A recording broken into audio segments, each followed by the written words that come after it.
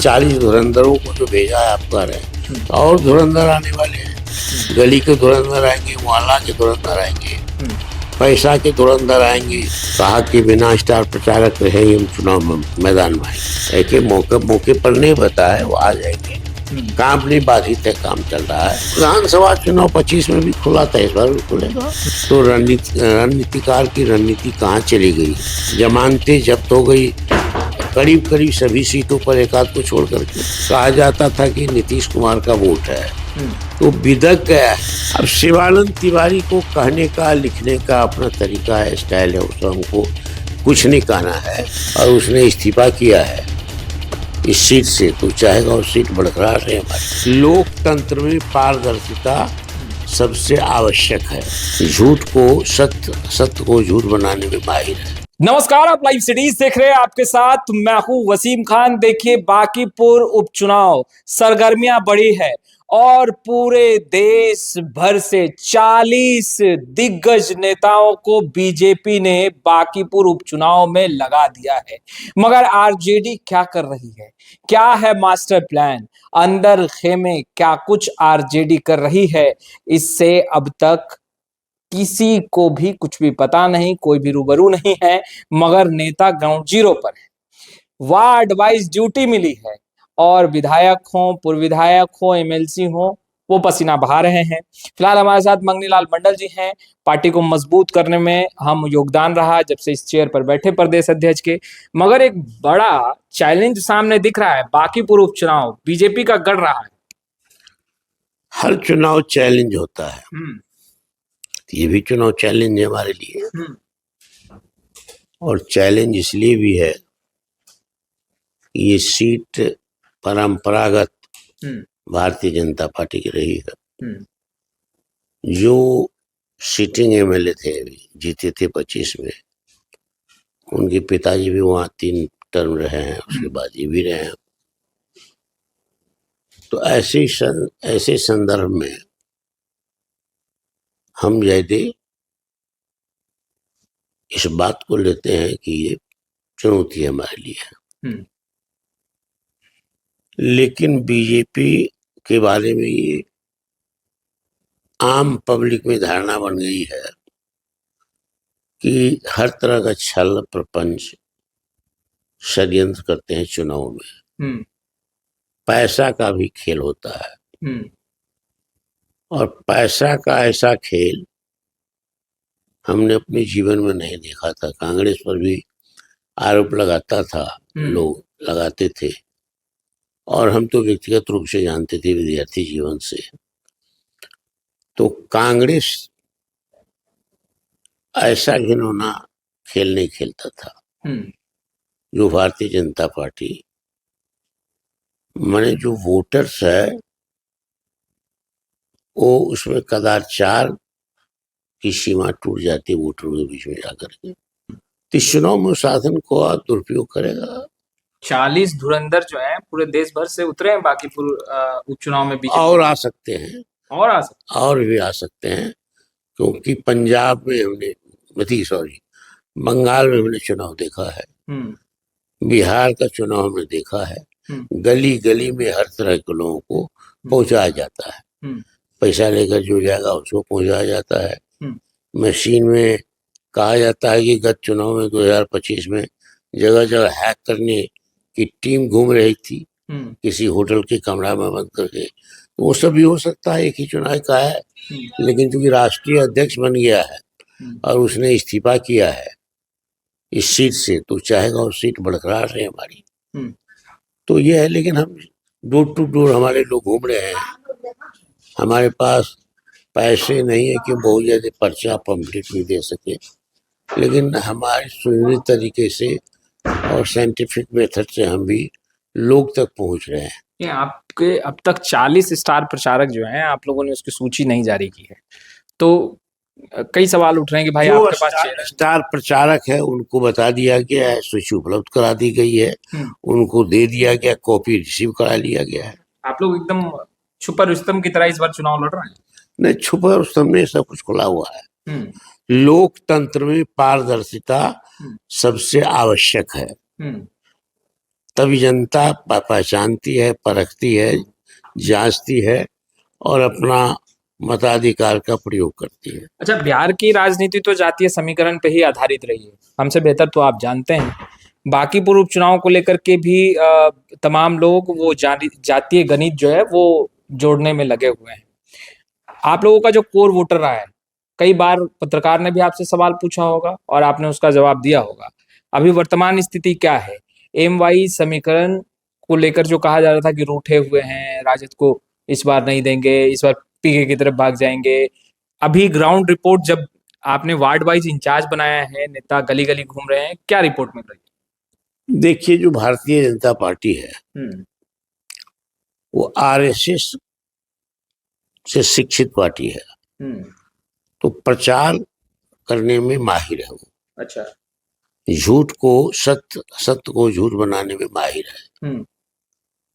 तो जो भी प्रचार करेगा, हम लोग जानते हैं कि क्या प्रचार कर सकता है। किसी में दुष्प्रचार करने में मीडिया का भी इस्तेमाल हो रहा है हमारे खिलाफ।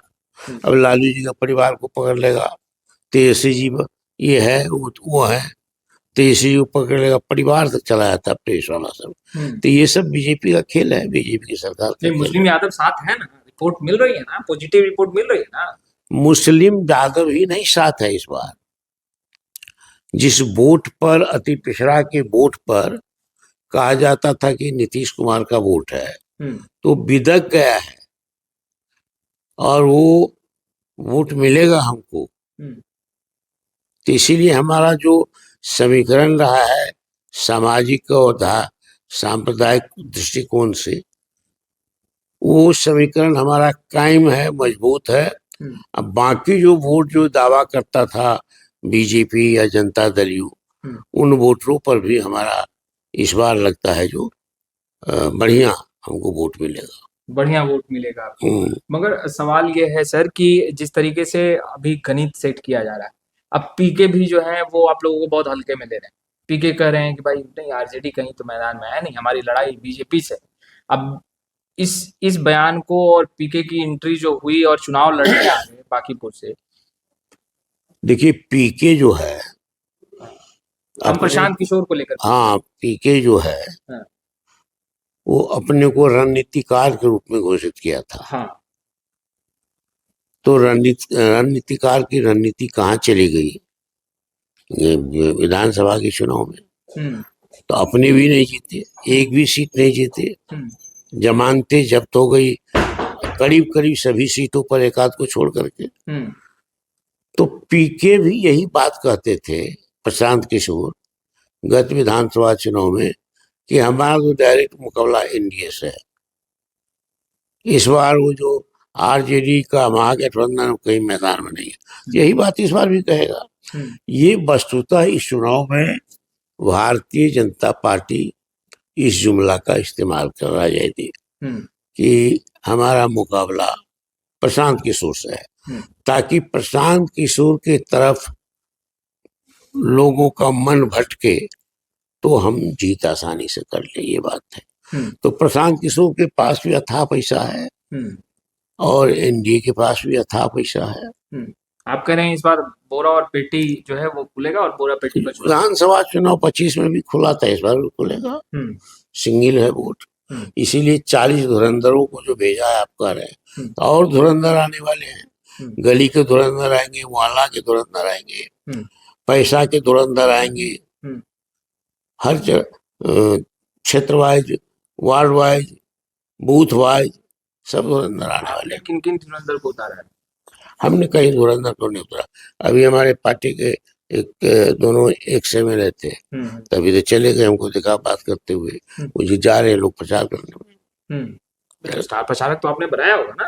है, स्टार प्रचारक तो आपने बनाया होगा। हाँ, बनाया है, वो घूम रहे हैं सब लोग। देखिए मनोज तिवारी, फिर पवन सिंह, इसको भी बीजेपी ने उतारा है, स्टार प्रचारक बनाया है। तो आपने खेसारी को मौका दिया है, स्टार प्रचारक बनाया है? लाइक खेसारी कहते हैं कि उनके लिए राजनीति नहीं बनी, मगर खेसारी लाल यादव को स्टार प्रचारक बनाया है। लिस्ट देखना होगा, हमको लगता है इस बार खेसारी लाल प्रचारक कहा कि बिना स्टार प्रचारक रहेंगे हम चुनाव में मैदान में आएंगे। अच्छा, ये बताइए कि शिवानंद तिवारी जो आपके दल में रहे हैं, कभी हमने कुछ दिन पहले उनका पोस्ट देखा है, उन्होंने जो बातें लिखी हैं बाखूबी आपने भी पढ़ा ही होगा, क्योंकि शिवानंद तिवारी को आप भी बेहतर तरीके से जानते हैं। लालू प्रसाद यादव के साथ भी राजनीति उन्होंने की है, नीतीश कुमार के साथ भी राजनीति उन्होंने की है, पुराने नेता हैं। उन्होंने 2-3 बातें लिखी हैं। पहला, कि किसी दल का नेता अगर बाहर चला जाए तो कार्यकर्ता और नेता का मनोबल टूटता है और जनता का भी विश्वास जो है वो कम होता है। पहली बात, उन्होंने यह बातें तेजस्वी यादव को लेकर लिखी। दूसरा, उन्होंने कहा कि आरजेडी ने जो उम्मीदवार उतारा, वह उम्मीदवार पिछले चुनाव, विधानसभा के चुनाव में वही उम्मीदवार था और उसको करारी शिकस्त का सामना करना पड़ा था और जस्ट डबल यानी कि अधिक अंतर से हार का सामना करना पड़ा था और फिर उसी उम्मीदवार को आरजेडी ने उतारा है। ये समय से परे। तो शिवानंद तिवारी ये बातें जो लिख रहे हैं उसे आप कैसे देखते हैं? अब शिवानंद तिवारी को कहने का, लिखने का अपना तरीका है, स्टाइल है, उसको हमको कुछ नहीं कहना है। लेकिन हमारा जो चिंतन रहा, हमारी पार्टी का जो निर्णय लेने का जो तरीका रहा है, उसमें कि सेकंड किया था उन्होंने। हमारी उम्मीदवार जो रेखा गुप्ता है और कांग्रेस के जो नितिन नवीन थे, उसके बीच में फासला जरूर थे जयदीप बुट का, इसमें दो राय नहीं। लेकिन हमारी जमानत जब्त नहीं हुई थी। रेखा गुप्ता को करीब 48,000 वोट प्राप्त हुआ था। 47,000 समथिंग है, तो करीब 48,000 वोट प्राप्त हुआ था।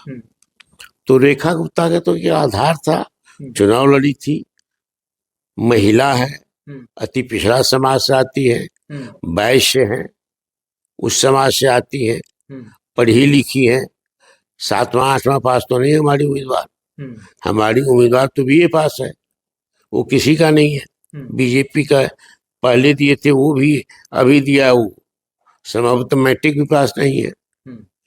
तो हम जो मैदान उतारे हैं वो सबल है हर दृष्टिकोण से, इमेज भी अच्छा है, महिला भी है, अति पिछड़ा से आती है, वैश्य समाज से आती है, पढ़ी लिखी है। और तेजस्वी को जो लेकर शिवानंद तिवारी ने अपना तर्क दिया है, उसे आप मानते हैं ना कि सही तर्क है? अगर नेता बाहर रहे तो कार्यकर्ता और नेता का मनोबल टूटता है और जनता का विश्वास भी होता है। किसी का मनोबल नहीं टूटा हुआ है। अब कहाँ ये फॉर्मूला फिट करता है हम नहीं जानते हैं, लेकिन हमारा नेता बाहर है तो यहाँ सब आदमी, एक आदमी तेजस्वी बनकर घूम रहे हैं। बनना पड़ रहा है, नेता बाहर है तभी बनना पड़ रहा है ना? नहीं, पहले भी पढ़ते थे, पहले भी चुनाव प्रचार में जाते थे, अभी भी जाते हैं, आगे भी जाते रहेंगे। मगर ऐसे मौके पर बाहर जाना, आ जाएंगे। एक मौके पर नहीं बताए, वो आ जाएंगे। काम नहीं बाधित है, काम चल रहा है, और जब आएंगे वो तो भौंक देंगे क्षेत्र में। दमखम झोंकेंगे, दमखम झोंक देंगे क्षेत्र में तेजस्वी। दमखम जो ताकत है, सामर्थ्य है, हमारा जो जनाधार है, उस आधार पर प्रचार करेंगे। हम सब लोग भिड़े हुए हैं। तो आपने सुना मंगनीलाल मंडल जी को। देखिए 2025 विधानसभा चुनाव की सरगर्मियां तो आपने देखी, मगर एक बांकीपुर उपचुनाव में जिस तरीके से बीजेपी के 40 बड़े नेता जो हैं वो फील्डिंग कर रहे हैं, दूसरी तरफ आरजेडी है। प्रशांत किशोर तो बहुत आरजेडी को हल्के में ले रहे हैं, मगर आरजेडी के नेता गली गली में घूम रहे हैं। संसाधन की बात तो मंगनीलाल मंडल ने की ही, मगर बोरा और पेटी खुलेगा इसका भी अंदेशा उन्होंने स्पष्ट रूप से निशाना साधते हुए प्रशांत किशोर और बीजेपी पर कहा है। फिलहाल हम तमाम तस्वीरें लगातार अपडेट करते रहेंगे। आपका बहुत बहुत शुक्रिया।